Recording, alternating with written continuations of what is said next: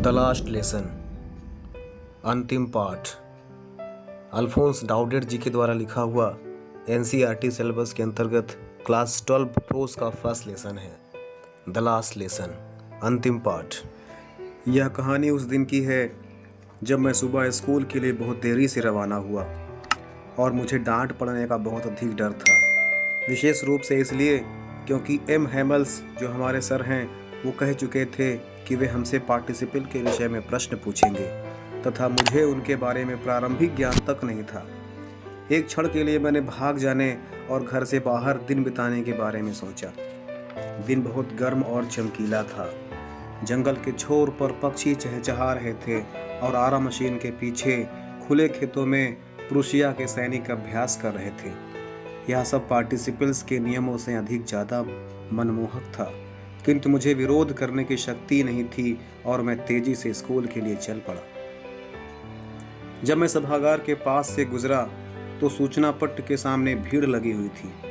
पिछले 2 वर्ष से हमारे सारे बुरे समाचार यहीं से आए हुए थे, जैसे हारे हुए युद्धों के समाचार, सेना में भर्ती की कानूनी आदेश संबंधी समाचार, सेना अधिकारी के आदेशों से संबंधी समाचार।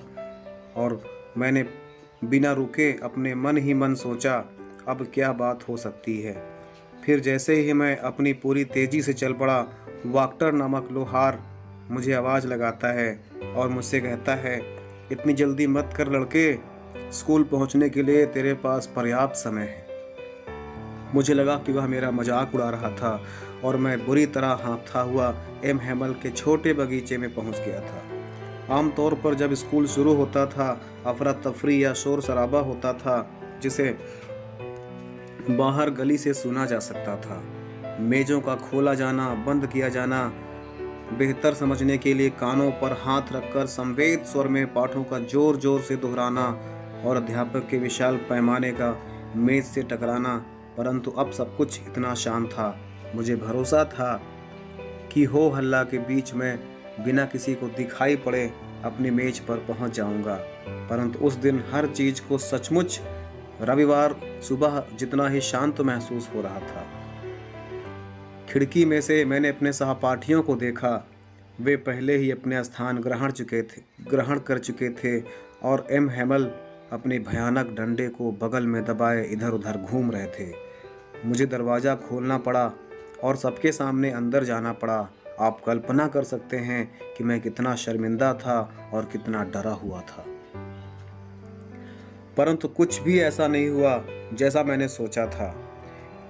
मेरे सर एम हेमल ने मुझे देखा और बड़ी ही दयालुता पूर्वक बोले, नन्हे फ्रेंड्स, जल्दी से अपनी जगह पर बैठ जाओ। हम तुम्हारे बिना ही अपना भाषण शुरू करने वाले थे, आज की क्लास शुरू करने वाले थे। मैं बेंच से कूदकर अपनी डेस्क पर बैठ गया। तब तक मैंने यह नहीं देखा कि हमारे अध्यापक ने सुंदर हरा कोट, अपनी झालरदार शर्ट और काली छोटी सिल्क की टोपी पहन रखी थी, जिस पर कशीदाकारी की गई थी, नक्काशी की गई थी, और जिन्हें वे परीक्षण या निरीक्षण के समय और पुरस्कार वितरण के दौरान पहना करते थे। इसके अलावा शायद कभी नहीं पहनते थे। इसके अलावा पूरा विद्यालय बहुत ही विचित्र तथा गंभीर लग रहा था। किंतु जिस चीज ने मुझे सर्वाधिक चकित किया वह सदा खाली रहने वाली पीछे की बेंच में गांव के लोग हमारी तरह चुपचाप बेंच पर बैठे हुए थे।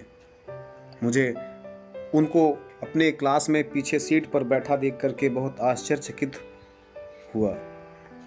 अपना तिकोना टोप पहने बूढ़ा भूतपूर्व मेयर, भूतपूर्व पोस्ट मास्टर और इनके अलावा कई अन्य लोग थे जो पिछले बेंचेस पर बैठे हुए थे। सभी लोग दुखी दिखाई दे रहे थे और बूढ़ा व्यक्ति एक पुरानी बाल पोथी लाया हुआ था, जिसके किनारे अंगूठों के पेज पर उल्टे हुए और वहाँ पर कुछ निशान भी बने हुए थे। लग रहा था कि ये पुस्तक बहुत पुरानी है, जिसको बार बार पलटने से ये गंदी हो गई है और इस पर अंगूठों के निशान तक बन गए हैं।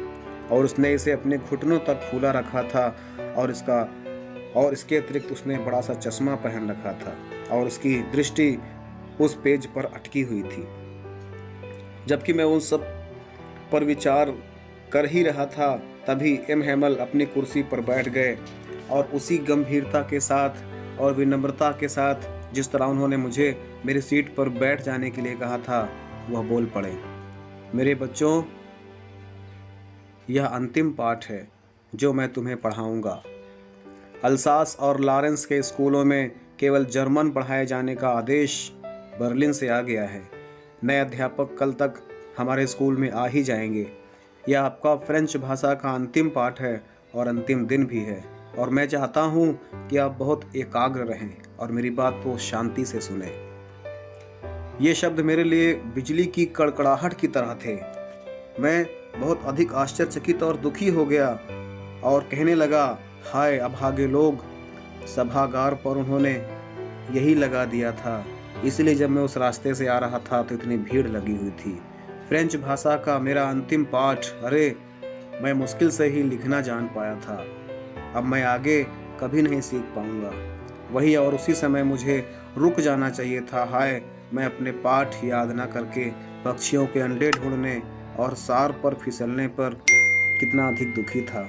मैंने पूरा समय इधर उधर घूम टहल करके बिता दिया। मेरी पुस्तकें जो थोड़ी देर पहले ले जाने में भारी और समस्या पूर्ण लग रही थी, मेरी व्याकरण और संतों का इतिहास अब पुराने मित्र जैसी लग रही थी जिन्हें मैं त्याग नहीं सकता था। और एम हेमल के बारे में भी इस विचार ने कि वे जा रहे थे कि मैं अब उनसे फिर कभी नहीं मिल पाऊंगा, मुझे उनके डंडे के बारे में और कितने बदमिजाज थे इस बारे में सब कुछ भुला दिया था। अब मुझे उनके कुछ अच्छाइयाँ ही अच्छाइयाँ समझ में आ रही थी। पिछली जो बुराइयाँ उनके अंदर थी, जिस प्रकार उन्होंने हमको डांट लगाई थी, फटकार लगाई थी, वो सब मैं भूल गया, क्योंकि मैं समझ रहा था कि हमारे सर आज हमको अंतिम पाठ पढ़ा रहे हैं। अब मुझे उन सभी अपने टीचर्स के प्रति भी प्रेम आ गया था। बेचारा आदमी, इसी अंतिम पाठ के सम्मान में उन्होंने रविवारी सुंदर कपड़े पहन रखे थे, और अब मैं समझ गया था कि गांव के बुजुर्ग लोग कमरे के पीछे क्यों बैठे थे। इसीलिए कि उन्हें भी दुख था कि वे और ज़्यादा स्कूल नहीं जा पाए थे। शायद आज कम से कम जीवन में अंतिम बार ही सही अपने देश का विषय तो पढ़ लेंगे। हमारे अध्यापक की 40 वर्ष की निष्ठापूर्ण सेवा के लिए धन्यवाद देने और जो देश अब उनका नहीं था, उस देश को सम्मान प्रदर्शित करने के लिए शायद वो बुजुर्ग लोग हमारी तरह ही पिछले सीट पर बैठे थे, और उनका सम्मान देने का अपने टीचर के प्रति यही एक तरीका था। जब मैं इन्हीं सब बातों के बारे में सोच रहा था, तब मैंने अपने नाम को पुकारे जाने को सुना, अर्थात मेरे अध्यापक ने मुझे खड़े होने के लिए कहा। अब बोलने की मेरी बारी थी, क्योंकि हमारे सर ने पिछले ही दिन ही कहा था कि पार्टिसिपल लेसन पढ़ के आना। इसलिए मुझे खड़ा करते हैं और बिना किसी गलती के पार्टिसिपल के भयानक नियमों को पूरा जोर जोर से और स्पष्ट सुनाने में समर्थ होने के लिए मैं क्या कुछ नहीं करने को तैयार था। अर्थात मैं पार्टिसिपल के कठिन नियमों को जोर जोर से और स्पष्ट रूप से बिना किसी त्रुटि के पढ़ने को बहुत इच्छुक था, किंतु मैं पहले शब्द पर ही उलझ गया और मेरा जो मेज था सामने, उस मेज को पकड़कर मैं चुपचाप खड़ा हो गया। मेरा दिल धड़क रहा था, मुझ में ऊपर की ओर देखने की हिम्मत नहीं थी। मुझे लगा था कि मेरा अंतिम पाठ है जिसको मैं सस्वर अपने टीचर के सामने सही ढंग से पढ़ लूँगा और पार्टिसिपल के सारे नियमों को सुना दूँगा। लेकिन मुझे क्या मालूम था कि आज ही मेरा लास्ट लेसन है, जिस कारण से मैं कल पढ़ नहीं पाया था। चिड़ियों के अंडे घूमने में, ढूंढने में और यहाँ वहाँ उछल कूद करने में मैंने पूरा समय बिता दिया था, और आज मैं चाहता था कि पार्टिसिपल के सारे नियमों को मैं अपने टीचर के सामने सुना दूँ और उनका आभार प्राप्त कर लूँ, उनसे आशीर्वाद प्राप्त कर लूँ। लेकिन मैं ऐसा नहीं कर सका, क्योंकि मैंने पिछले दिन वो लेसन याद ही नहीं किया था। मैंने अपने सर एम हेमल को मुझसे कहते हुए सुना, मैं तुम्हें डांट नहीं सकता फ्रेंड्स, तुम्हें अवश्य ही काफ़ी बुरा लगा होगा। देखो ऐसा है, प्रतिदिन हमने स्वयं से कहा है, अरे मेरे पास काफ़ी समय है, मैं उसे कल सीख लूँगा, और अब तुम देख रहे हो कि आज हमारा अंतिम दिन भी आ गया है। हम हर चीज़ को कल और कल में छोड़ देते हैं। आज नहीं कल पढ़ लेंगे, आज नहीं कल पढ़ लेंगे, और देखिए कल कब अंतिम दिन हो जाए आप समझ सकते हो। इसलिए समय का विशेष महत्व है, जीवन में इसको अवश्य ही समझना। ऐसा उनके अध्यापक उस लड़के से बोलते हैं। हाय, अल्सास के साथ यही बड़ी परेशानी है, वह सीखने को कल के लिए छोड़ देती है। अब बाहर के लोगों के पास आपसे कहने का अधिकार होगा। ऐसा कैसे है? तुम फ्रांसीसी होने का नाटक भी करते हो और फिर भी तुम ना तो अपनी भाषा सीख सकते हो और ना ही बोल सकते हो। किंतु नन्हे फ्रेंड्स, तुम ही सबसे बुरे नहीं हो। हम सब के पास स्वयं को दोष देने के लिए पर्याप्त कारण है। तुम्हारे माता पिता तुम्हें शिक्षा दिलवाने के लिए पर्याप्त उत्सुक नहीं थे। वे तुम्हें किसी फार्म या आरा मशीन पर काम पर लगाना अधिक पसंद करते थे ताकि थोड़ा सा अधिक धन मिल सके। और मैं भी दोषी हूँ। क्या मैंने तुम्हें पाठ सिखाने के बजाय अक्सर अपने फूलों में पानी देने के लिए नहीं भेजा? और जब मैं मछली पकड़ने जाता था तब तुम्हें छुट्टी कर दिया करता था। अर्थात जब भी मेरा मन करता था कि मैं जाऊंगा मछली पकड़ने आज, उस दिन मैं तुम लोगों को छुट्टी दे दिया करता था। इसलिए तुम्हारे माता पिता के साथ साथ मैं भी उतना ही दोषी हूँ। फिर एक के बाद दूसरी बात करते हुए एम हैमल फ्रांसीसी भाषा के बारे में बात करते रहते हैं, यह कहते हुए कि संसार की सबसे सुंदर भाषा फ्रांसीसी भाषा है। सर्वाधिक स्पष्ट, सर्वाधिक तर्क संगत, और यह कि उसे अपने बीच सुरक्षित रखना है और उसे कभी भी भूलना नहीं है। क्योंकि जब किसी देश के लोग गुलाम होते हैं तो जब तक वे अपनी भाषा में मजबूती से बंधे रहते हैं तो ऐसा ही है मानो उनकी जेल की चाबी उनके पास हो। अर्थात यदि हम गुलाम होकर के भी अपने मातृभाषा में आपस में बात करते हैं तो हमारे अंदर बड़ी खुशी मिलती है, चाहे हम जेल के अंदर ही रहें, और हमें ऐसा लगता है कि जैसे जेल की चाबी हमारे जेब में ही हो। फिर उन्होंने व्याकरण की एक किताब खोली और हमारा पाठ हमें पढ़कर सुनाया। मैं यह देखकर चकित था कि मुझे यह कितनी अच्छी तरह समझ में आ रहा था। उन्होंने जो कुछ कहा वह बहुत बहुत सरल लगा। मैं यह भी सोचता हूँ कि मैंने कभी इतने ध्यान से सुना ही नहीं था, और उन्हें हर चीज़ को धैर्यपूर्वक कभी इतनी अधिक स्पष्ट रूप से सिखाया भी नहीं था। ऐसा लग रहा था कि बेचारा जाने से पहले वह जो कुछ जानता था उन सबको हमें दे देना चाहता था और इस सारी जानकारी को एक ही बार में हमारे दिमाग में डाल देना चाहता था। व्याकरण के बाद हमारा लेखन का पाठ शुरू हुआ। उस दिन एम हैमल के पास हमारे लिए नई कॉपियाँ थी जिस पर सुंदर वक्राकार शैली के हस्तलेख में कुछ लिखा हुआ था, फ्रांस अल्साक, फ्रांस अल्साक। वे ऐसी लग रही थी जैसे कि विद्यालय के उस कक्ष में सब ओर छोटे छोटे झंडे लहरा रहे हों जो हमारी मेज़ों के ऊपर छड़ों से लटका हुआ हो। काश आप सभी देखते कि सभी किस तरह अपने अपने काम में जुट गए थे और सब कुछ कितना शांत था। एकमात्र ध्वनि कागज पर पेनों की रगड़ की आ रही थी। एक बार कुछ भंवरा उड़कर अंदर आ गए, परंतु किसी ने उस पर ध्यान भी नहीं दिया था। सबसे छोटे बच्चों ने भी ध्यान नहीं दिया था, जो पूरे समय मछली पकड़ने के कांटे का चित्र में बनाने में लीन रहते थे, मानो वह भी फ्रांसीसी भाषा थी। छत पर कबूतर बहुत धीरे धीरे घुटुरघू कर रहे थे और मैंने मन में सोचा, क्या वे इन्हें भी जर्मन भाषा में गाने के लिए मजबूर कर देंगे, कबूतरों को भी।